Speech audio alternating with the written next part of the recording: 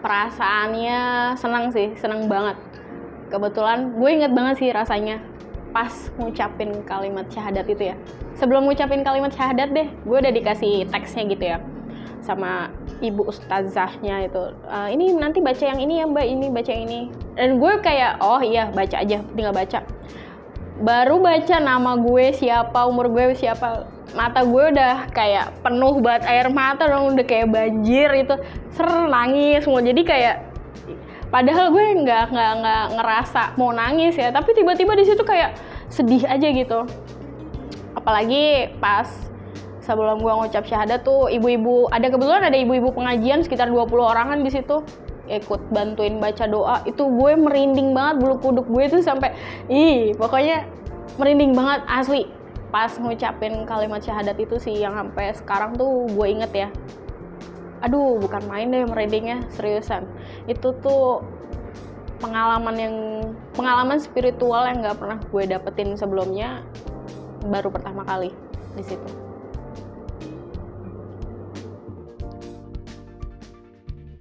Kaget lah pertama.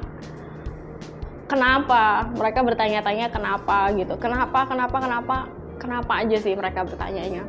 Gue di sidang berapa kali ya? Gue inget banget sih, gue di sidang.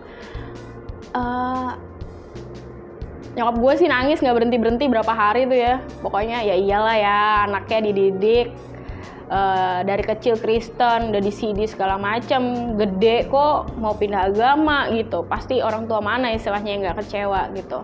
Cuman gue kayak sebenarnya gue tuh tipe orangnya kalau diajak debat nangis gitu, dan gue udah yang kayak siap-siap, wah nangis nih gue nggak bisa ngomong apa-apa nih pasti gue gitu. Gue berdoa, bismillah nih, semoga gue bisa ngomong gitu. Itu tapi kebetulan pas gue di sidang itu sebelum gue jadi mualaf ya, gue udah menyatakan keinginan gitu. Terus tiba-tiba gue mendapatkan apa ya, kekuatan lah untuk ngomong, macam gue udah nyiapin materi mau debat apa, terus gue jawabnya apa. Itu tuh padahal gue sampai selesai udahan ngomong tuh gue kayak kaget, kayak kok gue bisa ya ngomong kayak gitu, kekuatan dari mana nih. Jadi kayak gue sampai sekarang masih terheran-heran sih sebenarnya, karena ya itu. Teman-teman lo dan circle tetangga lo Anggapan teman banyak kan teman gue yang beragama Muslim ya tentunya senang, dan teman-teman gue yang beragama Kristen sebagian ada yang mencoba menolak kenyataan kalau gue udah pindah, bahkan sampai debat kayak lo kenapa lo kok nggak cerita segala macem. Gue mulai menjaga jarak dengan mereka karena bukannya gue benci atau gimana, cuman gue tahu sih kekecewaan mereka karena gue pindah, jadi gue lebih menjaga jarak. Tapi yang jelas sih mereka kebanyakan kecewa. Tapi teman-teman gue kebetulan yang Muslim nih ya seneng lah ya, terutama mereka merasa gue jadi bagian dari keluarga mereka. Dan gak sedikit sih, gak 1-2 orang ya, yang maksudnya gue ceritain cerita gue, pengalaman gue yang gue dapat, dan mereka juga istilahnya terharu gitu. Gak sedikit maksudnya. Dan yang mostly kebanyakan dari mereka juga sampai ngasih hadiah kayak mukena, sajadah, Al-Quran, segala macem, tasbih, gue terima. Maksudnya ya gue merasakan bentuk apa ya, bentuk kepedulian mereka, care mereka ke gue itu sangat-sangat berlebih semenjak gue jadi mualaf ini gitu. Ada nggak sih pengalaman rasis yang lo dapetin dari murid lo sendiri waktu itu? Banyak banget, terutama karena ini ya, kalau di sekolah negeri kan pasti ngucapin greetingsnya tuh assalamualaikum warahmatullahi wabarakatuh gitu. Gue bingung, gue jawab apa enggak gitu loh. Jadi kebanyakan dari mereka, loh ibu kok jawab, ibu kan bukan orang Muslim. Loh ibu kan, jadi kebetulan kalau hari Jumat gue nyuruh anak-anak gue baca hafalan surat pendek. Sebelum sholat duha mereka baca dulu hafalan. Terus mereka kayak, ibu kok nyuruh-nyuruh sih, soalnya kan ibu kan bukan orang Muslim, ngapain ibu ini gitu. Kadang gue agak denger selentingan dari mereka kayak, udahlah nggak usah itu, bu itu kan apa Kristen, ngapain kita gini. Gue sempat ada denger sih, gue juga kadang negur kayak, ya gimana ya, namanya anak kecil mungkin doktrinnya kita kan nggak tahu dari sekitarnya kayak gimana. Tapi yang gue selalu tegasin lagi sih, kan keberagaman di Indonesia banyak, agama di Indonesia banyak, nggak cuma Islam. Jadi kita harus saling menghormati, saling menerima, saling menghargai. Itu yang harus ditanamkan dari kecil sih.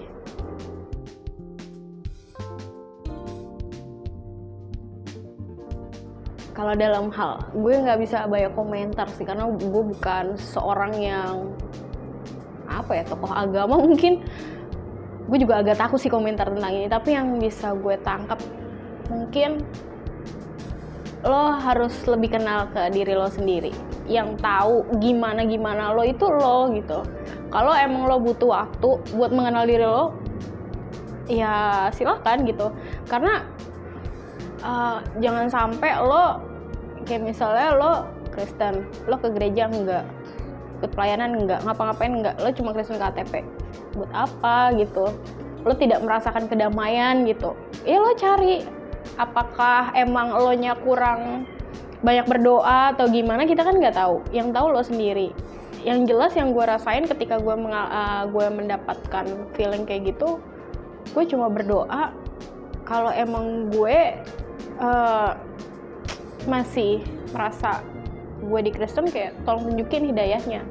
Ternyata yang datang hidayahnya dari yang seberang gitu. Jadi gue lebih kayak lebih kayak merasa terpanggil sih. Panggilan jiwa itu yang paling penting, panggilan jiwa.